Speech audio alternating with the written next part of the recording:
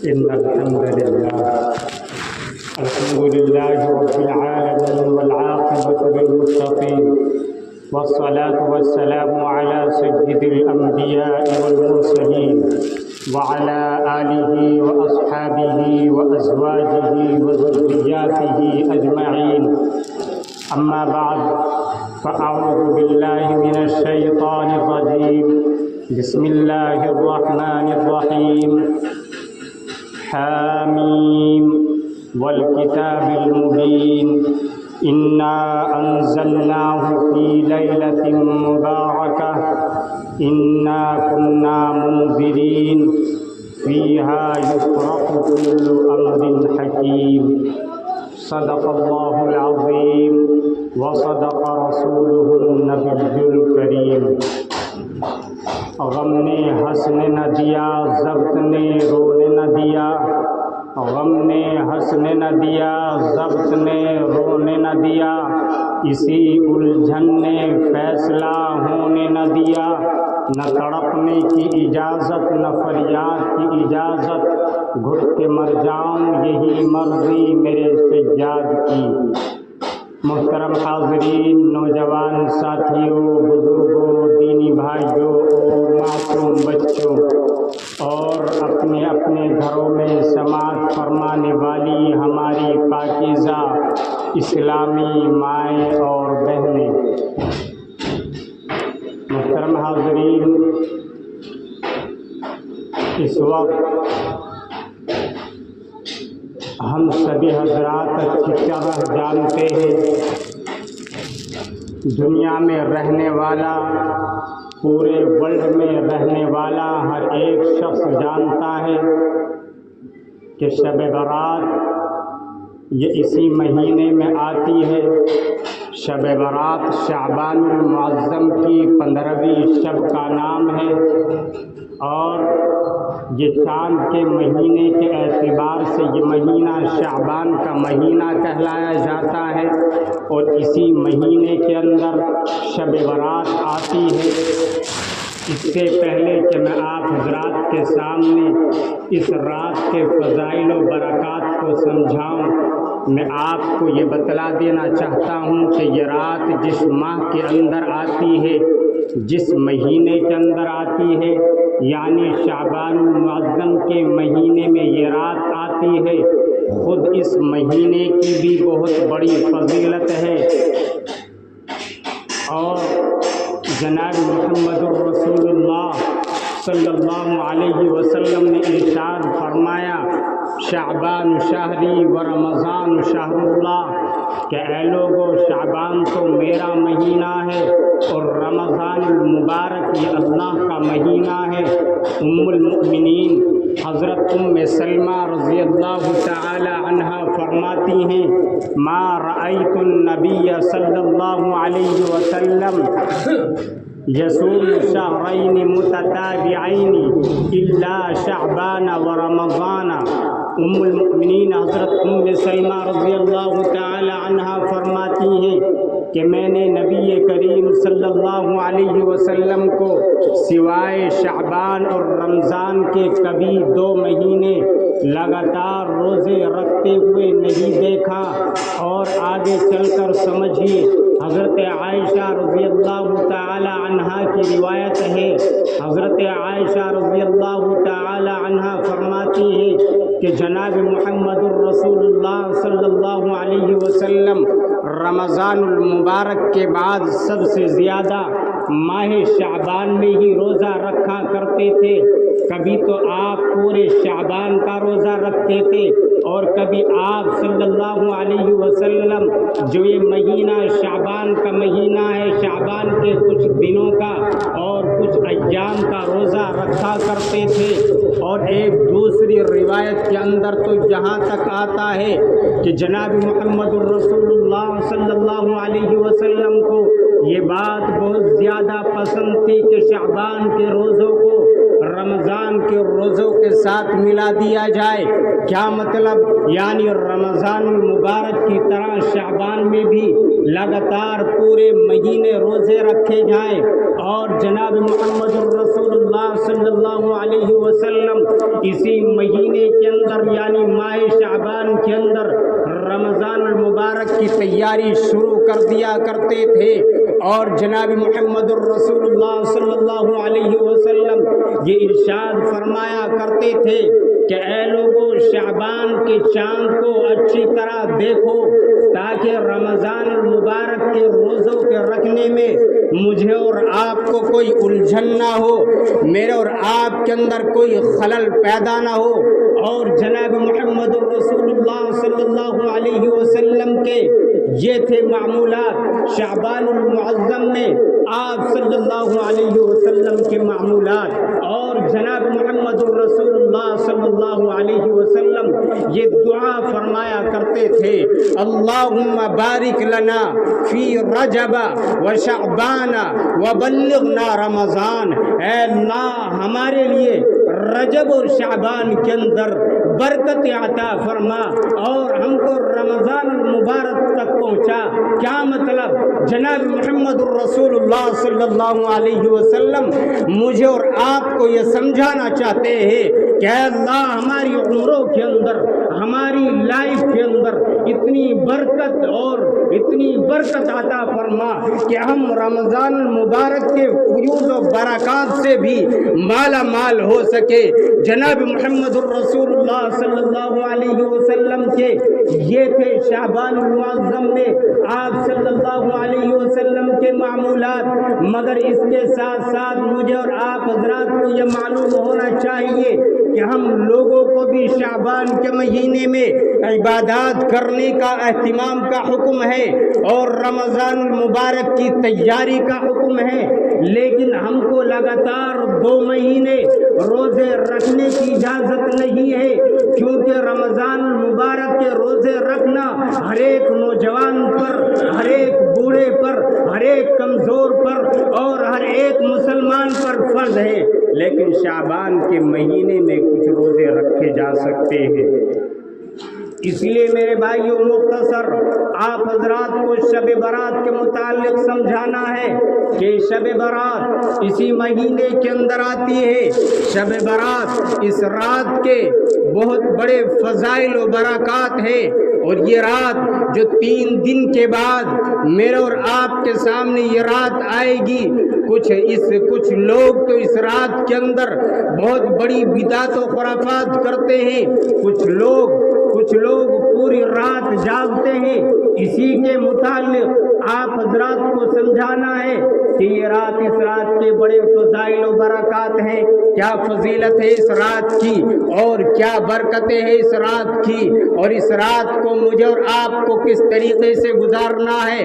آیا پوری رات جاگ کر گزارنا ہے یا سو کر اس رات کو گزارنا ہے، کس طریقے سے گزارنا ہے؟ ام المؤمنین حضرت ام سلمہ رضی اللہ تعالی عنہ فرماتی ہیں کہ میں نے جناب محمد الرسول اللہ صلی اللہ علیہ وسلم کو شعبان کی 15ویں رات کو میں نے جناب محمد الرسول اللہ صلی اللہ علیہ وسلم کو اپنے گھر کے اندر نہیں پایا، تو میں نے یعنی حضرت عائشہ رضی اللہ تعالی عنہ فرماتی ہیں کہ میں نے رسول اللہ صلی اللہ علیہ وسلم کو گھر کے اندر ڈھونڈا، میں نے آپ صلی اللہ علیہ وسلم کو گھر کے اندر تلاش کیا، تو آپ صلی اللہ علیہ وسلم مدینۃ المنورہ کے قبرستان میں تھے۔ حضور صلی اللہ علیہ وسلم نے حضرت عائشہ کو دیکھ کر فرمایا، اے عائشہ، کیا تم یہ سمجھ رہی تھی کہ اللہ اور اس کے رسول صلی اللہ علیہ وسلم تم پر کوئی ظلم کریں گے؟ حضرت عائشہ رضی اللہ تعالی عنہ نے جواب دیا، اے اللہ کے رسول صلی اللہ علیہ وسلم، میں تو یہ سمجھ رہی تھی، میں نے تو یہ سمجھا تھا کہ آپ ازواج مطہرات میں سے، آپ دوسری ازواج مطہرات میں سے کسی کے پاس تشریف لے گئے ہیں۔ حضور صلی اللہ علیہ وسلم نے فرمایا، اے عائشہ، نہیں، ایسا نہیں ہے، بلکہ آج شعبان کی 15ویں رات ہے، اور اس رات کے اندر اللہ تبارک و تعالی آسمان دنیا پر نزول فرماتے ہیں، اور نزول فرمانے کے بعد اللہ تبارک و تعالی اپنی شایان شان کے مطابق مطابق اس آسمان دنیا پر نزول فرماتے ہیں، اور آنے کے بعد تشریف لانے کے بعد اپنی شان کے مطابق آسمان دنیا پر تشریف لانے کے بعد اعلان فرماتے ہیں کہ قبیلے بنو کلب کی بکریوں کے بالوں کی تعداد سے بھی زیادہ گناہ گاروں کی بخشش فرماتے ہیں۔ اللہ تبارک و تعالی گناہ گاروں کو معاف فرماتے ہیں۔ اور دوسری روایت کے اندر تو یہاں تک آتا ہے کہ جناب محمد الرسول اللہ صلی اللہ علیہ وسلم نے ارشاد فرمایا، هل تدرین ما فی هذه اللیلہ، اے عائشہ بتلاؤ کیا تم جانتی ہو کہ اس رات کے اندر کیا ہوتا ہے؟ قالت ما فیہا یا رسول اللہ، حضرت عائشہ نے جواب دیا، اے اللہ کے رسول صلی اللہ علیہ وسلم میں نہیں جانتی کہ اس شب برات میں کیا ہوتا ہے۔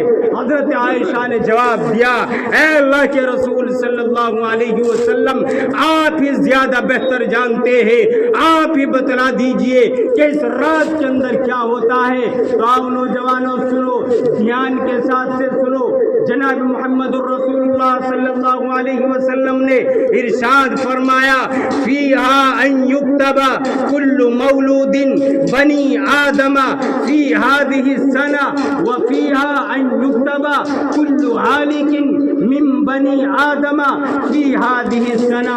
جناب محمد الرسول اللہ صلی اللہ علیہ وسلم ارشاد فرماتے ہیں، اے عائشہ اور دنیا کے تمام مسلمانوں یاد رکھو کہ اس رات کے اندر یہی وہ رات ہے کہ اس رات کے اندر ہر سال پیدا ہونے والے ہر بچے کا نام لکھ دیا جاتا ہے، اور یہی وہ رات ہے کہ اس رات کے اندر مرنے والے ہر آدمی کا نام لکھ دیا جاتا ہے۔ اور کیا ہوتا ہے؟ وَفِيهَا تُنَزَّلُ أَرْزَاقُهُمْ، اور یہی وہ شب برات ہے کہ اس رات کے اندر تمہارے اعمال پیش کیا جاتے ہیں، تمہارا رزق اتارا جاتا ہے۔ اس رات کے اندر یہ تمام کی تمام چیزیں ہوتی ہیں۔ اور آگے بڑھ کر سمجھیے، اللہ رب العزت والجلال نے ارشاد فرمایا، فِيهَا يُفْرَقُ كُلُّ أَمْرٍ حَكِيمٍ، کہ ہاں یہی وہ رات ہے کہ اس رات کے اندر، کون سی رات کے اندر؟ شب برات میں ہر حکمت والے کام کا فیصلہ کیا جاتا ہے۔ اس لیے میرے بھائیوں، یہ رات، اس رات کے اندر ہر حکمت والے کام کا فیصلہ کیا جاتا ہے۔ اور اللہ رب العزت والجلال فرماتے ہیں کہ اگر اس رات کے اندر ہر حکمت والے کام کا فیصلہ اللہ تبارک و تعالی اپنی طرف سے فرماتے ہیں، اور دوسری روایت کے اندر تو یہاں تک آتا ہے کہ اللہ تبارک و تعالی اس رات کے اندر اپنی ساری مخلوق کی مغفرت فرما دیتے ہیں، یعنی اپنے تمام لوگوں کو معاف فرما دیتے ہیں۔ لیکن چند لوگ ایسے ہیں، اللہ رب العزت والجلال فرما رہے ہیں، جناب محمد الرسول اللہ صلی اللہ علیہ وسلم نے ارشاد فرمایا کہ چند لوگ ایسے ہیں کہ اس رات کے اندر اللہ تبارک و تعالیٰ ان کو بھی معاف نہیں فرماتے ہیں۔ وہ لوگ کون کون سے ہیں؟ دھیان کے ساتھ سنو، اور جو شب برات آنے والی ہے اسی کے مطابق مجھے اور آپ کو یہ رات گزارنی ہے۔ اسی وجہ سے آپ کے سامنے یہ ٹاپک اور موضوع سمجھایا جا رہا ہے کہ وہ لوگ جن کو اس رات کے اندر نہیں بخشا جائے گا، نمبر ایک مشرک، شرک کرنے والا، یعنی جو اللہ رب العزت والجلال کی ذات کے ساتھ کسی کو شریک فرماتا ہے، اس کی اس رات کے اندر کوئی بخشش نہیں ہے۔ اللہ رب العزت والجلال اس آدمی کو معاف نہیں فرمائیں گے اس رات کے اندر بھی۔ نمبر دو ظالم، ظلم کرنے والا۔ نمبر تین کینہ رکھنے والا۔ نمبر چار ظالم، ظلم کرنے والا۔ نمبر پانچ شرابی، شراب پینے والا۔ نمبر پانچ ساحر، جادو کرنے والا، جادو کرانے والا۔ اور یہ جو چوپڑوں پر بیٹھ کر شراب پیتے ہیں، ان لوگوں کی اس رات کے اندر بھی بخشش نہیں ہے۔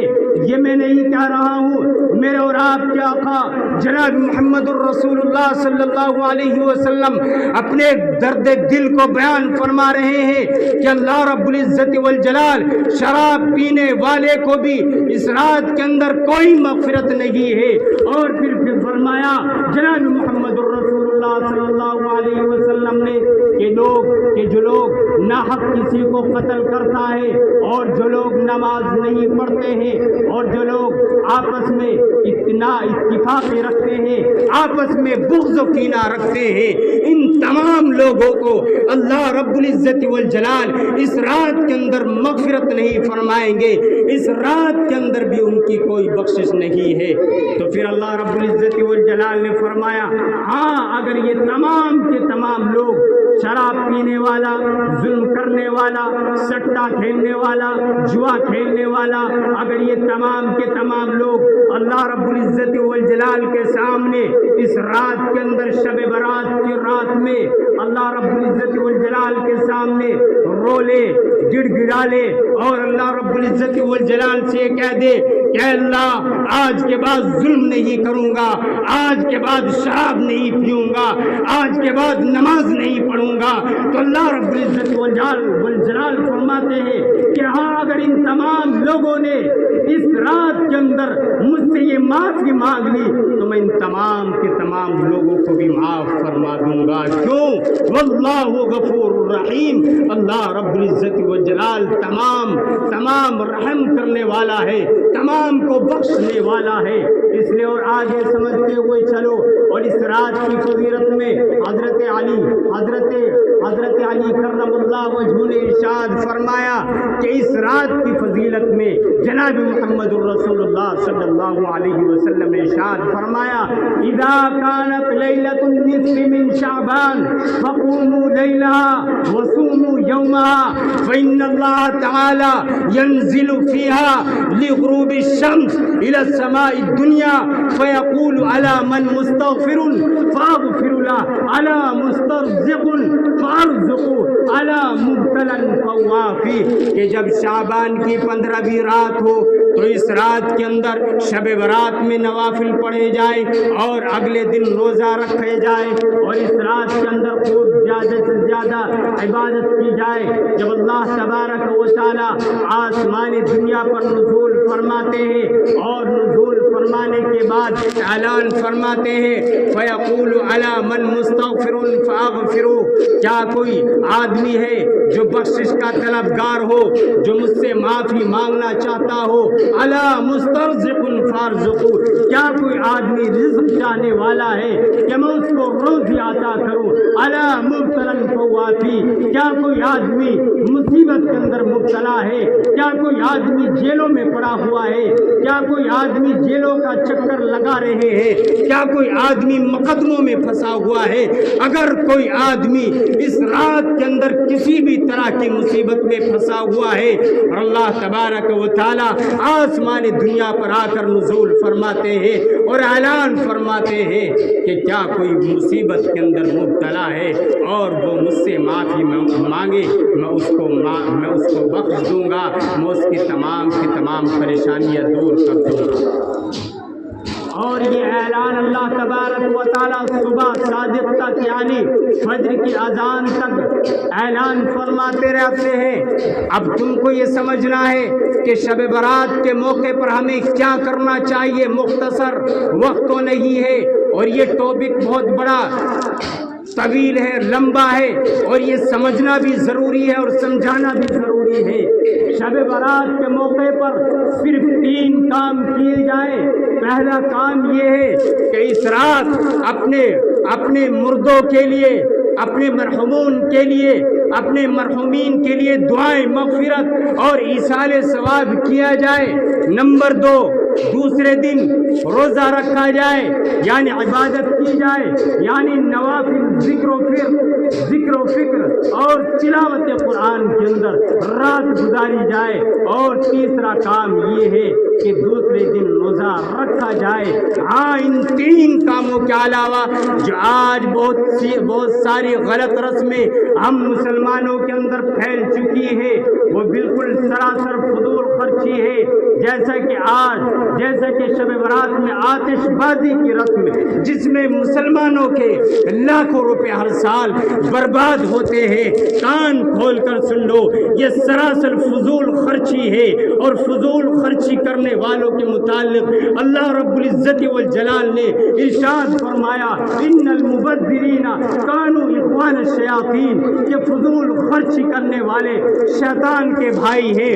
ٹھیک اسی طرح ایک دوسری رسم حلوہ بنانے کی ہے، چاہے ہمارے پاس پیسے ہو یا نہ ہو، چاہے روپے ادھار لینے پڑے یا سامان ادھار آئے، بہرحال حلوہ ضرور بننا چاہیے، ورنہ شب برات پر حلوہ نہیں بنے گا تو اور کب بنے گا؟ نہیں میرے بھائیوں، شب برات کی کیا تخصیص ہے؟ حلوہ تو پورے سال کے اندر کبھی بھی بنا کر کھایا جا سکتا ہے، لیکن جو لوگ شب برات کے موقع پر حلوہ بنانا ضروری سمجھتے ہیں، وہ لوگ کان کھول کر سن لے، وہ دین کے اندر نئی بات پیدا کر رہے ہیں، وہ بدعت و خرافات پھیلا رہے ہیں۔ شب برات کے متعلق جتنی بھی احادیث آئی ہے، جتنی بھی قرآن کریم کی آیات ہیں، کہیں پر بھی یہ نہیں آیا کہ شب برات کے موقع پر حلوہ ضرور بننا چاہیے، ورنہ شب برات ایسے ہی گزر جائے گی اور شب برات کا حق ادا نہیں ہوگا۔ کہیں بھی کسی بھی قرآن و احادیث میں کہیں نہیں بتایا، یہ ہم نے سراسر فضول خرچی کر لی ہے اور ہم نے تمام کی تمام چیزیں بھر لی ہیں۔ اس لیے میرے بھائیوں، شب برات میں نہ تو ہمیں پوری رات جاگنا ہے۔ اگر کوئی آدمی 4 نفل پڑھتا ہے اور 4 نفل پڑھ جانے کے بعد، پڑھنے کے بعد، ادا کرنے کے بعد سو جاتا ہے تو تب بھی اس کو ثواب ملتا ہے۔ عشاء کی نماز کے بعد سو جاتا ہے، فجر کی نماز جماعت کے ساتھ ادا کرتا ہے تو اس کو ثواب ملتا ہے۔ بہت سے لوگ یہ سمجھتے ہیں کہ ہاں پوری رات گزاری جائے، نہیں، شب برات میں پوری رات نہیں گزارنا ہے۔ اگر آپ کو نیند آ رہی ہے، آپ نے نوافل پڑھ لیے ہیں، آپ کو نیند آ رہی ہے تو آپ سو جائیے، آپ کو کوئی گناہ نہیں ہے۔ یہ ہمارے نوجوان سڑکوں پر پوری رات گزار دیتے ہیں اور کہتے ہیں کیا شب برات ہے، پوری رات جاگنا یہ ثواب ہے؟ کہیں نہیں، ثواب نہیں ہے، بلکہ احادیث میں اتنی بات آئی ہے، اگر آپ کو نیند آ رہی ہے، آپ نے نوافل پڑھ لی ہے، آپ سو جائیے، آپ کو دل نہیں کر رہا ہے کچھ بھی کرنے کا، آپ سو جائیے۔ اگر آپ کو نوافل پڑھنے نہیں آتے تو آپ اللہ اکبر تسبیح پڑھیے، آپ قرآن کریم پڑھیے۔ آج جو ہم نے اس رات کو ایک کھلونے کا دن بنا لیا ہے، تہوار کا دن بنا لیا ہے، بلکہ جناب محمد الرسول اللہ صلی اللہ علیہ وسلم نے ہم کو یہ سمجھایا ہے کہ جتنی ہمارے اندر وسعت ہو، ہمارے اندر گنجائش ہو، اتنی ہمیں عبادت کرنی ہے، فالتو ہمیں نہیں جاگنا ہے، فالتو ہمیں بدعت و خرافات نہیں کرنی ہے۔ اور اگر ہم دوسرے کو یہ کہتے ہیں کہ آج تو شب برات ہے، آج تو نہیں جاگا، دوسروں کو تانا دیتے ہیں، نہیں میرے بھائی، جتنی آپ کے اندر ہمت اور وسعت ہے آپ اتنی عبادت کیجئے، اور اگر آپ کو نیند آ رہی ہے تو آپ جا کر سو جائیے، آپ صبح سویرے فجر کی نماز پڑھیے، آپ کو پوری رات ثواب ملے گا۔ اور دوسرا کام، ہم لوگ قبرستان میں جاتے ہیں، وہاں پر جاتے ہیں، اس کی بھی کوئی گنجائش نہیں ہے، بلکہ صرف تنہا آدمی چپ چاپ جا سکتا ہے، ٹولیوں کے ٹولیاں گروپ در گروپ جاتے ہیں قبرستانوں کے اندر شب برات میں، اس کی بھی کوئی اجازت نہیں ہے۔ بلکہ خاموشی کے ساتھ اکیلے اور تنہا جائیے، وہاں پر اپنے مرحومین کو مغفرت ان کو ایصال ثواب کیا جائے۔ یہ جو ہم لوگ شب برات کے موقع پر جو ہے درجمات ٹولیاں بنا کر جاتے ہیں، اس کی بھی کوئی گنجائش نہیں ہے۔ پورے بیان کا خلاصہ اور پوری باتوں کا رزلٹ یہ نکلا کہ ہمیں شب برات پر جتنی ہمارے اندر وسعت اور مطابق ہو ہم نوافل پڑھیں، قرآن کریم پڑھیں، تسبیحات پڑھیں، ہمارے مائیں بہنیں بھی قرآن کریم پڑھیں اور نوافل پڑھیں، تسبیحات پڑھیں۔ اور اس رات کے اندر ہماری عورتیں یہ کہتی ہیں، ہماری مائیں بہنیں کہتی ہیں کہ اس رات میں صلاۃ التسبیح پڑھنا ضروری ہے۔ نہیں میرے بھائی، اگر آپ کو صلاۃ التسبیح پڑھنی آتی ہے تو پڑھیے، آپ کو نوافل آتے ہیں تو پڑھیے، آپ کو قرآن کریم پڑھنا آتا ہے تو پڑھیے۔ یعنی اس رات کے اندر کوئی خاص عبادت نہیں ہے، یہ تمام کی تمام چیزیں ہم نے گھڑ لی ہے، اور نہ جانے ہم بجائے ثواب کے ہم گناہ ہم اللہ کا غضب ہم اپنے اوپر نازل فرما لیتے ہیں۔ تو سمجھ گئے اس رات کے متعلق ہمیں نہ تو زیادہ یہ رات ہمیں نہ تو جاگ کر گزارنی ہے، بلکہ جتنی وسعت اور اپنی ہمت ہو اسی کے مطابق ہمیں رات گزارنی ہے۔ دعا کیجئے کہ اللہ تبارک و تعالی جتنی باتیں بتلائی گئی ہیں اسی کے مطابق مجھے اور آپ کو عمل کرنے کی توفیق عنایت فرمائے۔ وآخر دعوانا الحمدللہ رب العالمین۔